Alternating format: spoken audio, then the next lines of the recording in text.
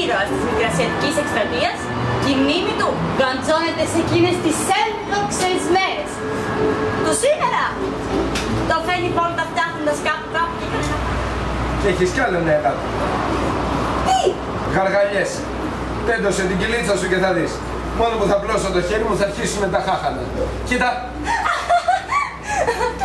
Δεν γαργαλιέμαι. Ψήνω. Μου έρχονται ψύχες από εκείνη την ακακία και μου φέρνει φαγούρα. Φάει λίγη ζάχαρη, τι να σου πω. Να αφήσεις και κανένα τσιγάρο. Εσύ είσαι εκεί το χαβάσα, στο κλάμα.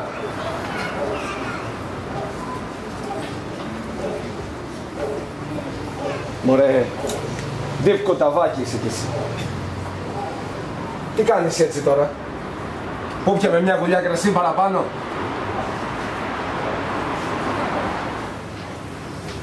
Εσύ το λες αυτό, στρατιλάτη μου, που φάγαμε μωρέ τον παρούτι με το κουτάλι στη Μικρασία, που από τότε σε ακολουθάω όπου και να πας. Να λες ότι εγώ σε ζηλεύω. Κάνε λίγο υπομονή αφού το ξέρεις. Δεν μπορώ να σου κρύψω τίποτε, ρε. Καλά μωρέ.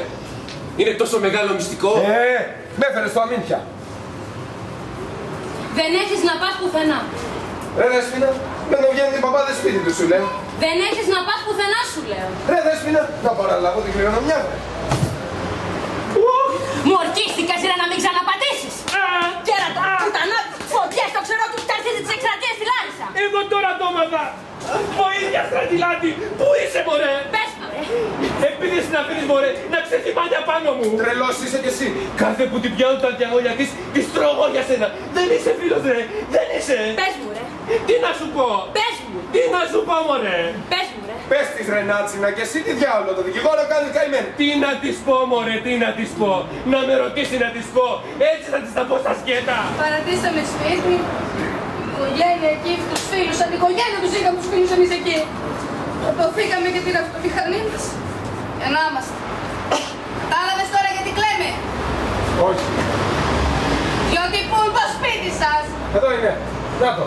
Αυτό μωρέ είναι έδαφος! Πού πας εσύ? Βόλτα. Και αυτά που λέει η γιαγιά τον κουζέρες, Όποιος θέλει ας μείνει. Όποιος θέλει ας φύγει. Παναγία μου το κορίτσι! Μαρίκα μου! Μαρικάκι μου! Κορίτσι μου! Μαρίκα! Έλα Μαρίκα μου! Τι κάνεις? Κλαις? Επειδή βρέθηκε ένας άνθρωπος να ζητήσει την κόρη σου. Ναι μωρέ γυναίκα, κλαίω. Γιατί τα κανονίζεις όλα μοναχή σου. Και επειδή αυτό είναι μικρό μωρέ. Δεν θα τα καταφέρει.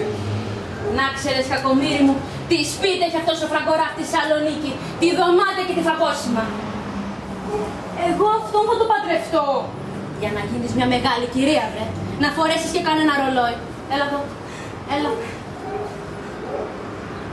Τι κάνεις εκεί? Να κοκκινήσουν τα μάγουλά σου στα μάτια. Έλα, δεν θέλω, άσε με. Καλημέρα σας. Αυτός είναι. Καλώς τονε. Χρόνια πολλά. Λίγα λουκούμια. Α, ευχαριστώ. Έλα, φραγκοράκι μου, έλα. Να σε γνωρίσω. Από εδώ ο άντρας μου και από εκεί η κόρη μου το χνούδι. Και παντρεύτηκε. Το είπε και το έκανε. Το χνούδι μας, στρατιλάτη μου. Τι είναι αυτό μωρέ? Γιατί μου το κάνατε αυτό μωρέ? Γιατί μου το κάνατε αυτό μωρέ? Άρε φραγκοράφτη. Είναι παιδί σου πια, βρε. Στρατιλάτη, τι πας να κάνεις?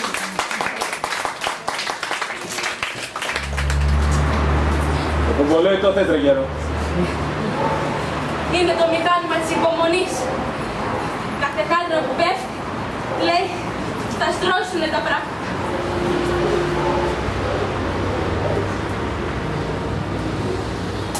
Η Μικρά Ασία βρίσκεται κοντά στη Δευτέρα παρουσία.